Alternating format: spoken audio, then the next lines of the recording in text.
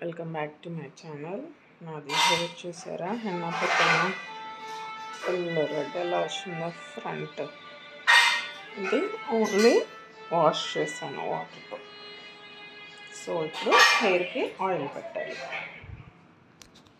Castor oil తీసుకున్నాను. ఇది కొంచెం ఒక 2 స్పూన్స్ అలా యాడ్ చేయాలి. కర్రీ లీవ్స్, కరివేపాకు, vitamin E capsule 1 capsule add చేస్తాను. ఫెనుగ్రీక్ సీడ్స్, మెంతులు కూడా యాడ్ చేశాను. Almond oil, curry leaves, fenugreek seeds లైట్గా హీట్ చేసి స్టవ్ ఆఫ్ చేయాలి. స్టవ్ ఆఫ్ చేస్తాను, చల్లారాలి. కొంచెం చల్లారింది. చిన్న కాటన్ తీసుకొని ఆయిల్ గోరువెచ్చగా ఉన్నప్పుడు మాడికి, స్కాల్ప్కి అప్లై చేయాలి.